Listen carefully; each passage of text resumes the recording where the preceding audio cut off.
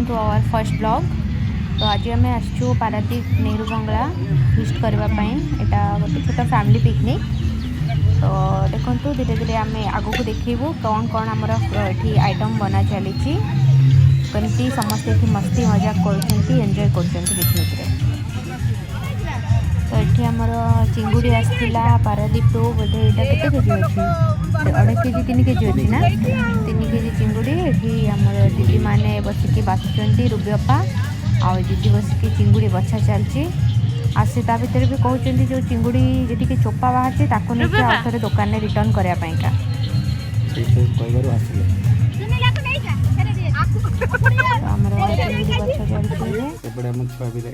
एपटे mutton कषा हाँपाई mutton हाँपाई क्या मसला कषा चलती पियाज पेज ऑलरेडी घरू आम हाँ घर पियाज रसुण आम सब रेडी करके मसला रेडी करके ग्राइंडिंग करके नहीं आसलु। देखो ये केते सारा लोक आई थिंक से दिन आम बोधे 500 एबव लोक सेठी थिबे बहुत लोक सेठी से दिन गैदरिंग होता। एबे हमर मटन सिझा कि ऑलरेडी थिला सेटा एबे मसला रे पक्का होउची।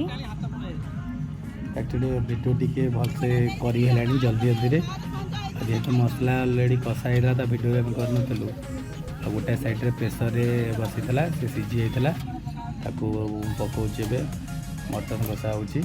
एपटे आमर आलू भजा चली गोटे थाड़ी डाण पटे देखो वीडियो अल्प देखा सेपटे आलू सीझा होपर पकोड़ा भी आसी पकोड़ा स्टार्टर पकोड़ा खायापाई चिंगुड़ी मटन भात राइस सालाड ये सब आइटम आम करूँ।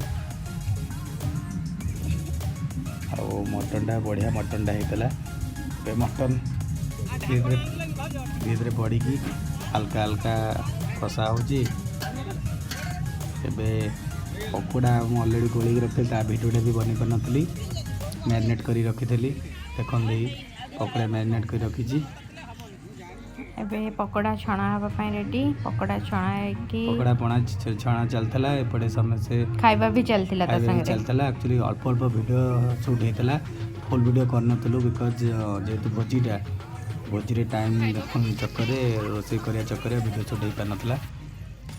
देखु पकोड़ा एपटे पकोड़ा बाहर बेलू सेपटे प्लेट फांका हो जाऊँ प्लेट फांका एपटे मटन कषा एपटे पकोड़ा छणा टाइम सब आइटम चलता समस्ते खाते एंजय करते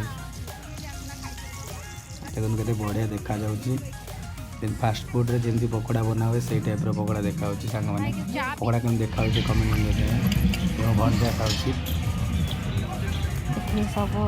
खाई पिला प्लेट धरते बाहर खाए सब रोसे शाला पर ठिया आम गोटे छोट पुतरा खाऊँ भाउज मैंने खाऊँ दीदी दौन समस्त पकोड़ा ये सब सान भौणी समस्ते छुआ मैंने खाऊँ बट गोटे छुआ को ओनली टमाटो सॉस थरे देते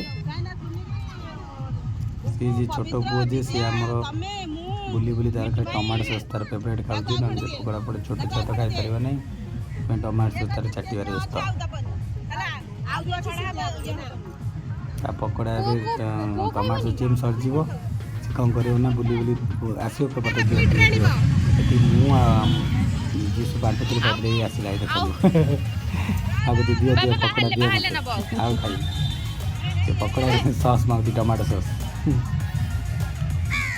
छुआ समस्ते खाऊँ एंजय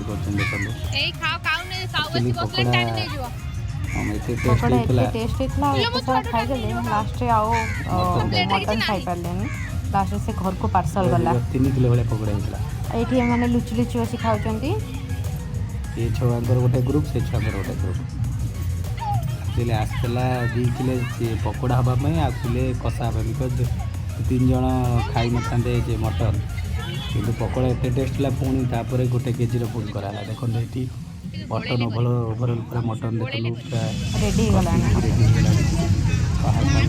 मसला फसला पड़ो मसला दो ना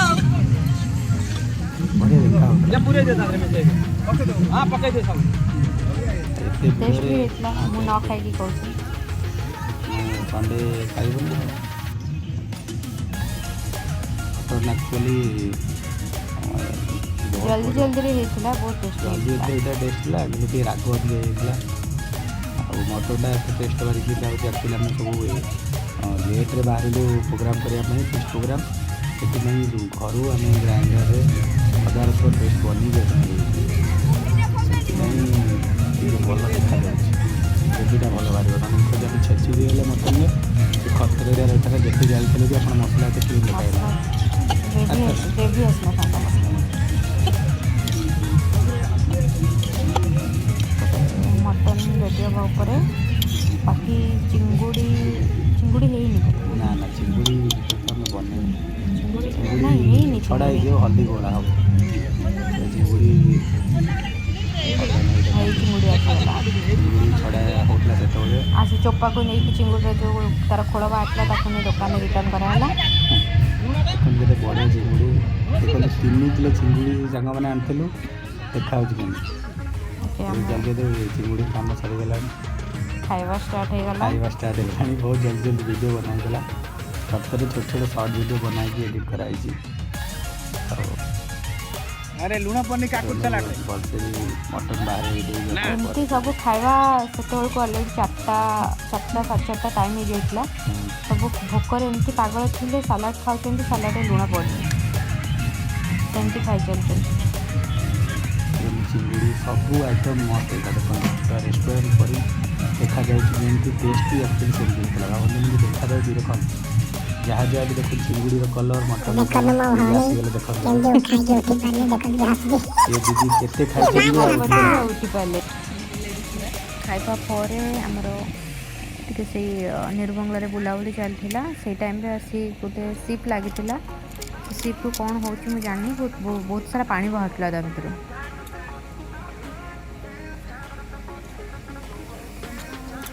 ତାପରେ ଏଇଠି ଗୋଟେ ଦେଖନ୍ତୁ, ଗୋଟେ ପେଣ୍ଟିଂଟେ ବନେଇଛନ୍ତି, ଏତେ ସୁନ୍ଦର ହେଇଛି ସେଟା। ସେ ପଥରରେ ବନେଇଛନ୍ତି, ଦେଖନ୍ତୁ।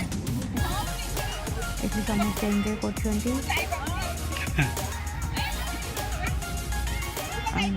ଦିନର ବେଷ୍ଟ ପାର୍ଟ ଥିଲା, ଦେଖନ୍ତୁ ଏଇଟା ଗୋଟେ ନେଉଳକୁ ସେଠି ଆମେ ନଳି ଖାଇବାକୁ ଦେଉଥିଲୁ, ସେ ଆସିକି ଲୁଚି ଲୁଚି ଖାଉଥିଲା।